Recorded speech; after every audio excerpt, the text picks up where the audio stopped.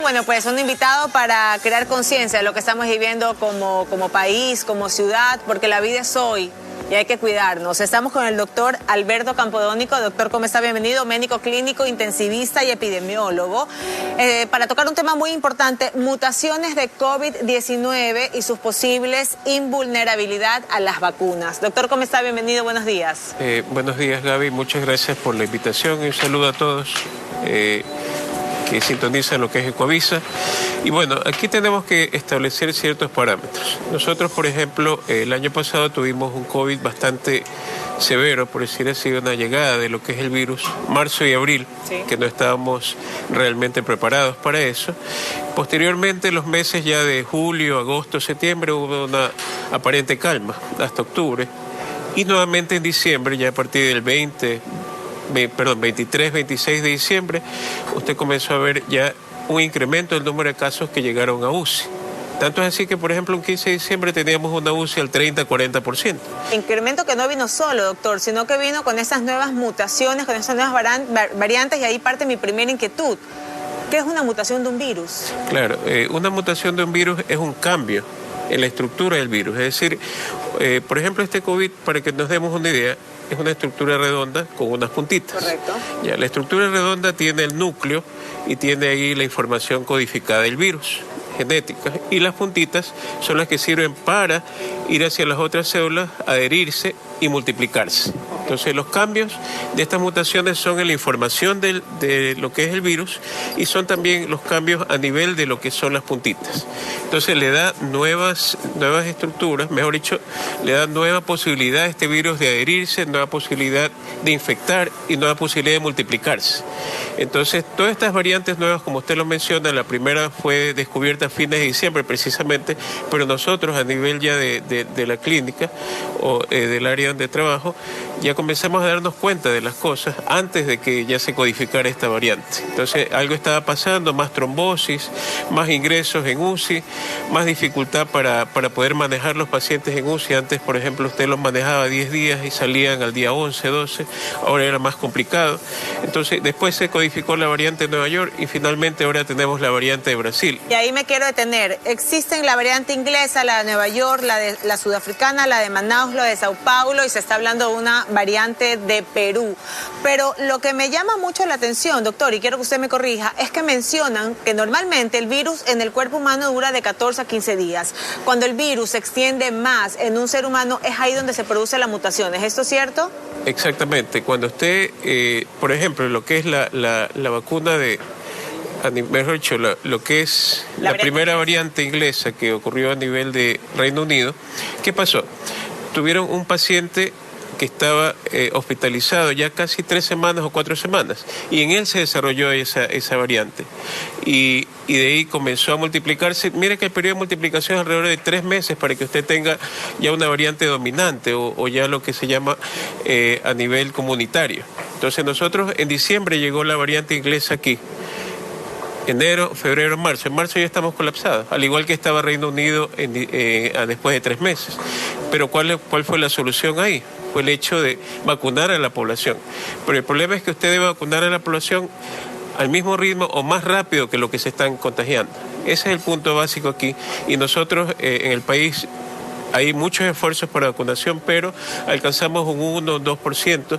Se trata de vacunar alrededor de 1 millón hasta mayo, pero nosotros realmente para poder tener efecto de inmunidad en rebaño deberíamos vacunar un 70-80% de la población, al igual que se hace en Israel, y un lapso de 4 meses, a más tardar, porque el efecto de las vacunas dura 6 meses. Usted ha tocado un tema importante que es el tema de la vacunación, pero no sin antes recalcar lo que ya acabamos de mencionar, que estas variantes vienen mucho más letales y mortales. Hablemos de la vacunación. Aquí tenemos, no lo vamos a decir por marca, sino por origen, tenemos la China, la de Estados Unidos, que es la que se está administrando acá en nuestro país.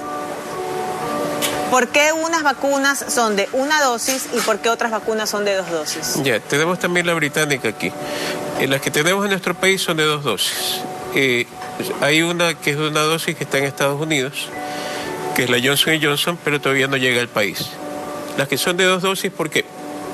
Porque la primera le sirve, primero para darle proteínas parecidas al COVID, se ingresan, el cuerpo fabrica o genera su inmunidad frente a estas proteínas, y en una segunda instancia que viene el virus ya hay una respuesta inmune del cuerpo frente a eso. Pero es importante realizar lo que son las dos vacunaciones.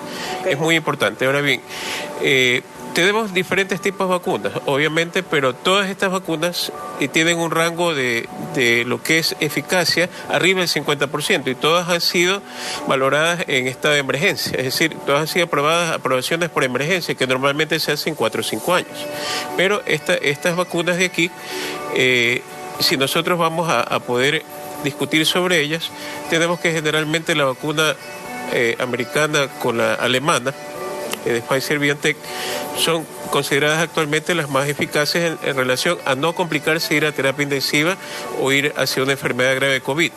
La vacuna china también ayuda. Hay un estudio en Chile, 10.200.000 personas, en las cuales se cubrieron 5 millones de adultos mayores sin problemas. Entonces, ¿por qué hay casos, doctor, que una persona que ha sido vacunada se contagia, termina en UCI? Claro, eso es algo muy importante saber. En primer lugar, usted en el momento de estar haciendo la fila, probablemente se puede contagiar si no tiene las medidas de bioseguridad. Segundo, lo que vemos en adultos mayores. Segundo lugar, usted hay la posibilidad de que pueda ir con los primeros síntomas en los primeros días de COVID a vacunarse si se complica. Y tercero, que usted debe guardar un aislamiento voluntario o tener muchas medidas de bioseguridad los 10 días posteriores a vacunarse. De cada vacunación, 10 días posteriores para evitar contagiarse, porque aquí está usted, tiene la inmunidad dada por las vacunas, aquí está la inmunidad, tiene 1, 2 o 3 días esta inmunidad, viene el COVID, vence estos anticuerpos que están aquí alrededor de la vacuna, se hace más fuerte el COVID, inclusive por vencerlos, y usted tiene un COVID ya moderado o severo y puede terminar en UCI. Entonces, por eso es muy importante guardar, por decir así, una cuarentena o guardar cuidados los 10 días posteriores. Y miren que los países, ¿qué es lo que están haciendo? Chile hace un confinamiento de lo que es las personas y vacuna al mismo tiempo. Y las personas se guardan. Lo mismo hizo Israel, confinamiento con vacunación. Entonces yo creo que hacia ese punto debemos ir. El confinamiento sirve, pero sirve también mucho más porcentaje cuando se lo hace con lo que es vacunación. Y es muy importante, por ejemplo, ya que hay la apertura para el nuevo presidente por parte de Estados Unidos, de Secretaría de Estado, poder negociar directamente también con Pfizer, como se lo hace con otros países, y poder traer más cantidad de vacunas también aquí al Ecuador, porque tenemos 18 millones de dosis que necesitamos para 9 millones de habitantes. Y que aún la estamos esperando. Doctor, ¿qué pasó con la vacuna Johnson & Johnson? Porque se habla mucho de esta vacuna en sí, y hay personas que ya accedieron a esta vacunación. Sí, en Estados Unidos se ha excedido a la Johnson & Johnson, una sola dosis, 86% de efectividad, pero se paró un poco la vacunación. ¿Por qué? Porque es el mismo vehículo que tienen otras vacunas, un vector viral, adenovirus, y por eso se lo ligó un poco a lo que son ciertos casos de trombosis. Pero es muy importante saber que estos casos son muy aislados, en primer lugar, 1 de cada 135.000 personas, y aparte de eso tiene usted que tener un antecedente, una historia de lo que son plaquetas bajas. Okay. Si usted tiene plaquetas bajas, obviamente no vacunarse con este tipo de vacunas. No generalizar en todo caso. No. Dicen los especialistas del mundo médico a nivel mundial que un proceso de vacunación sin confinamiento adecuado es un fabricante de nuevas cepas. ¿Es verdad eso? Sí, nosotros tenemos que considerar dos escenarios parecidos, miren. El de Brasil, en el cual todos los días se fabrican nuevas mutaciones del virus, todos los días es un caldo de cultivo. ¿Por qué? Porque usted tiene muchas personas infectadas y no tiene las vacunas para poderlo contener.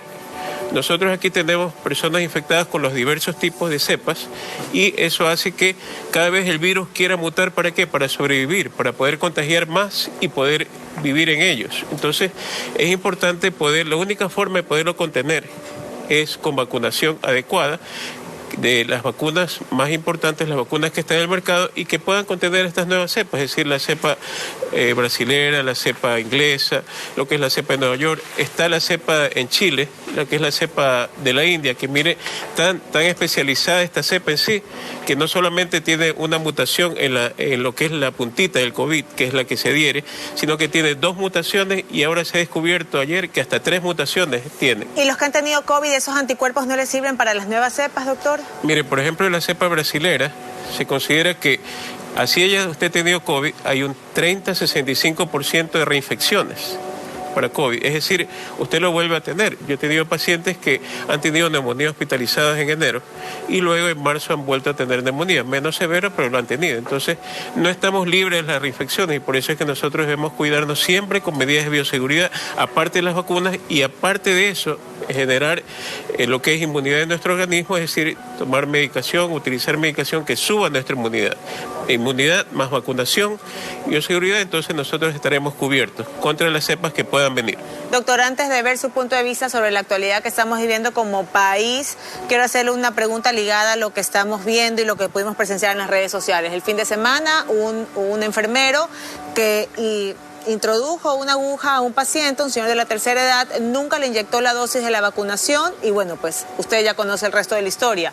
¿Hay manera de uno como nieto de la persona que fue a vacunarse, le puede hacer un examen para determinar si se le aplicaron o no le aplicaron la vacuna? Claro, en relación a lo de ayer ya el ministro de Salud y el de Gobierno tomaron las medidas adecuadas, pero aquí hay una cuestión muy importante. Después de que usted se vacunó por primera vez, se vacuna por segunda vez, se puede medir lo que llamamos nosotros los anticuerpos neutralizantes. Okay. Es decir, que usted después de 15 días, un mes de haberse vacunado, puede hacerse el examen de anticuerpos neutralizantes y usted detecta si usted tiene la cantidad suficiente para poder afrontar precisamente el hecho de contaminarse o reinfectarse con lo que es nuevamente el virus. Y para descartar o no, si nos engañaron o no, al momento que fueron y se vacunaron. Bueno, le comento, la mayor parte de pacientes, de personas desarrollan estos anticuerpos, pero hay una poca cantidad que no lo hacen. Entonces, en estas personas hay que ayudarles a mejorar lo que es su inmunidad.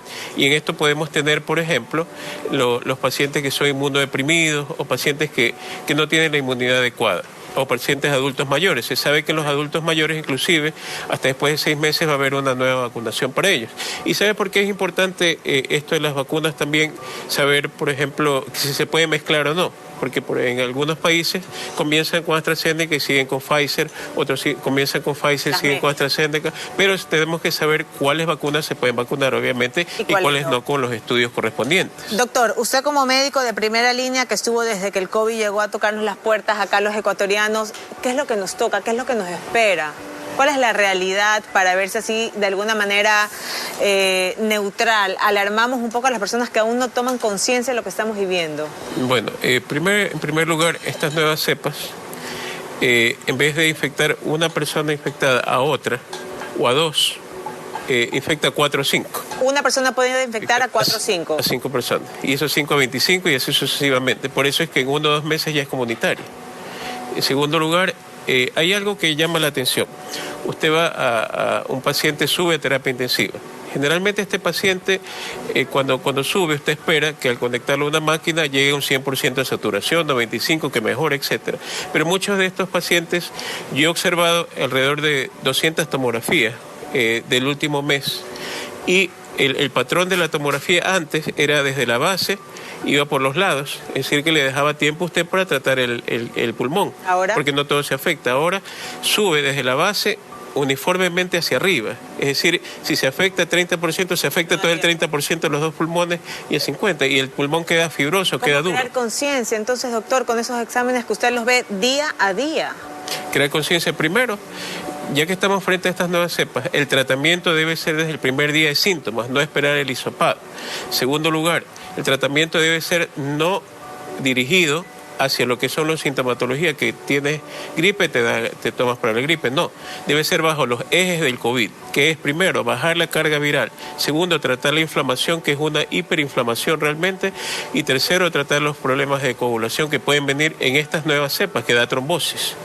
Entonces nosotros bajo esos 3 ejes, tratando bien y tratando entre los primeros 5 o 6 días al paciente de síntomas, podemos evitar que muchos pacientes vayan hacia lo que es terapia intensiva o hospitalización, pero no estar tratando en casa pacientes que tienen menos del 90% de saturación y que se están complicando porque corren el riesgo de fallecer en casa. Y se complican y que fallecen solos sin poder despedirse a sus familiares mientras otros irresponsables hacen fiestas en pleno confinamiento el fin de semana. Claro. Gracias, doctor, por haber venido. Siempre sus palabras tan oportunas y tan necesarias en esta época de pandemia. Estuvimos conversando con el doctor Alberto Campodónico. Él es médico clínico, intensivista y epidemiólogo sobre las mutaciones mutaciones del COVID y su posible invulnerabilidad a las vacunas. Doctor, vacunarse sin miedo porque la peor enfermedad es el COVID, no lo que se dice de la vacuna, ¿no? Claro, y hay una cuestión muy puntual. Si usted tiene 10 personas en una habitación y 8 se han vacunado, el virus solo se puede transmitir entre las 2 que quedan, no a los demás. Y por otro lado,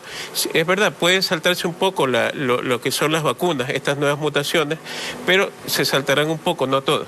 Entonces estaremos cubiertos en gran parte por las vacunas. Si le quedó la duda, aquí se la despejamos. Gracias, doctor. Cuídese mucho y vamos con recomendaciones 11:38, ¿vale?